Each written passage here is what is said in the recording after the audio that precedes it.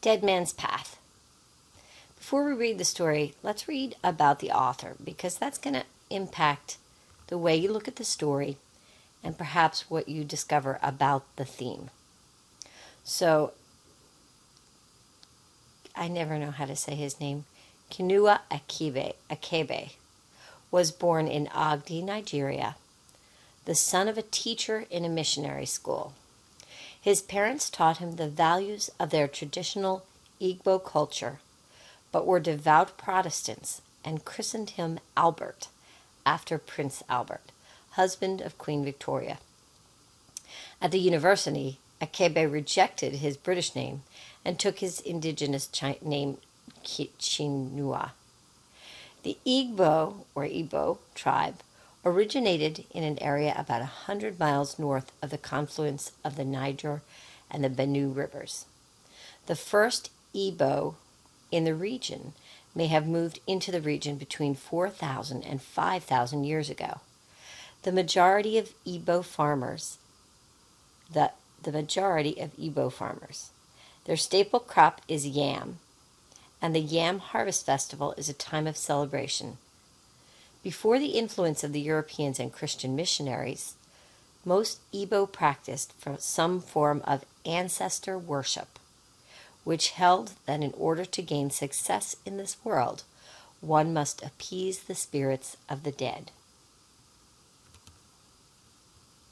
Dead Man's Path. Michael Obi's hopes were fulfilled much earlier than he had expected. He was appointed headmaster of Nudum Central School in January 1949.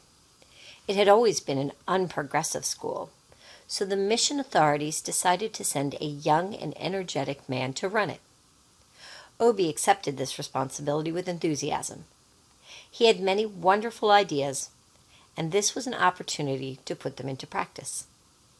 He had had sound secondary school education, which designated him a pivotal teacher in the official records and set him apart from the other headmasters in the mission field. He was outspoken in his condemnation of the narrow views of these older and often less educated ones. "We shall make a good job of it, shan't we?"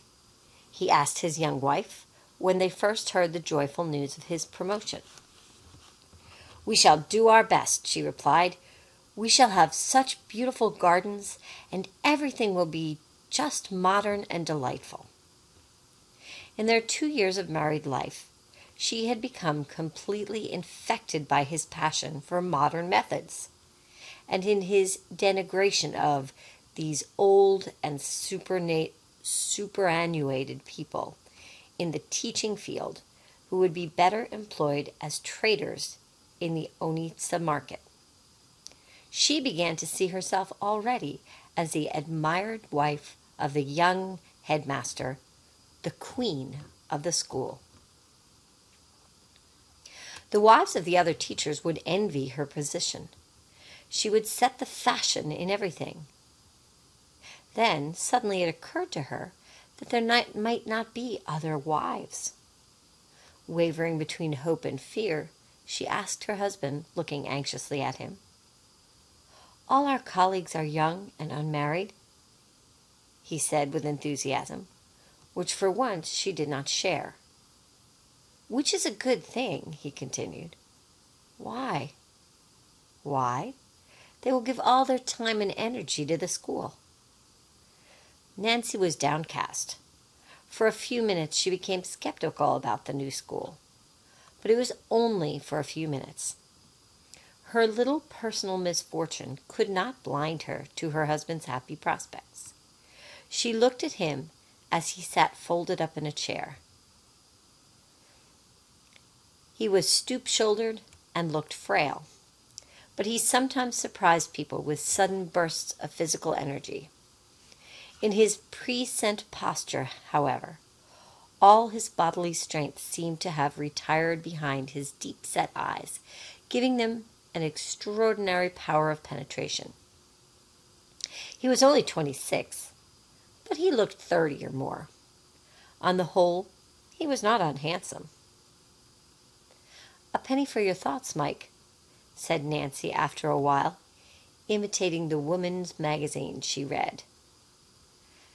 "I was thinking what a grand opportunity we got at last to show these people how a school should be run." Nadumi School was backed in every sense of the word, was backward in every sense of the word. Mr. Obi put his whole life into the work, and his wife hers too. He had two aims. A high standard of teaching was insisted upon, and the school compound was to be turned into a place of beauty. Nancy's dream gardens came to life with the coming of the rains, and blossomed. Beautiful hibiscus and almanda hedges in brilliant red and yellow marked out the careful tended school compound from the rank neighborhood bushes. One evening, as Obi was admiring his work, he was scandalized to see an old woman from the village hobble right across the compound, through a marigold flower bed and the hedges.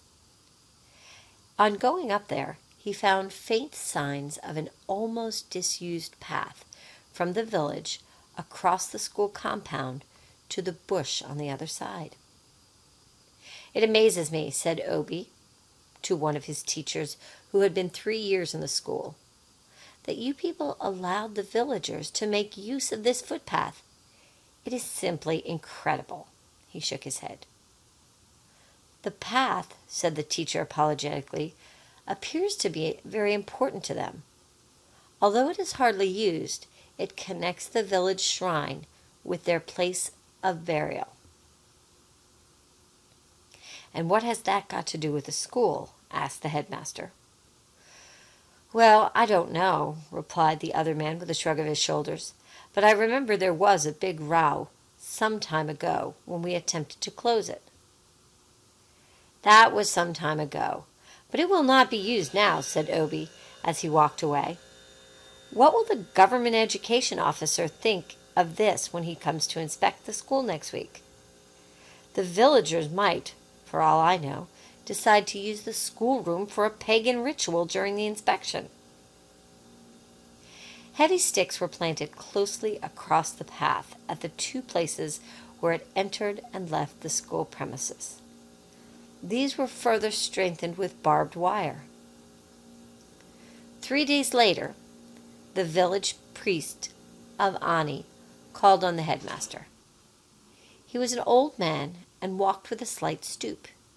He carried a stout walking stick, which he usually tapped on the floor by way of emphasis each time he made a new point in his argument. "I have heard," he said after the usual exchange of cordialities, "that our ancestral footpath has recently been closed." "Yes," replied Mr. Obi, "we cannot allow people to make a highway of our school compound." "Look here, my son," said the priest, bringing down his walking stick. "This path was here before you were born, and before your father was born. The whole life of this village depends on it. Our dead relatives depart by it, and our ancestors visit by it. But most important, it is the path of children coming in to be born." Mr. Obi listened with a satisfied smile on his face. "The whole purpose of our school," he said finally, "is to eradicate just such beliefs as that. Dead men do not require footpaths. The whole idea is just fantastic. Our duty is to teach your children to laugh at such ideas." "What you say may be true," replied the priest, "but we follow the practices of our fathers. If you reopen the path, we shall have nothing to quarrel about. What I always say is, let the hawk perch and let the eagle perch." He rose to go. "I am sorry," said the young headmaster, But the school compound cannot be a thoroughfare. It is against our regulations. I would suggest constructing another path skirting our premises. We can even get our boys to help in building it. I don't suppose the ancestors will find the little detour too burdensome." "I have no more words to say," said the old priest, already outside. 2 days later, a young woman in the village died in childbed.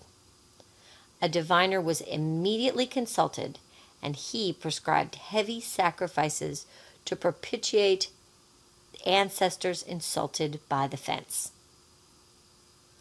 Obi woke up the next morning among the ruins of his work. The beautiful hedges were torn up, not just near the path, but right around the school. The flowers trampled to death, and one of the school buildings pulled down. That day, the white supervisor came to inspect the school and wrote a nasty report on the state of the premises, but more seriously about the tribal war situation developing between the school and the village, arising in part from the misguided zeal of the new headmaster.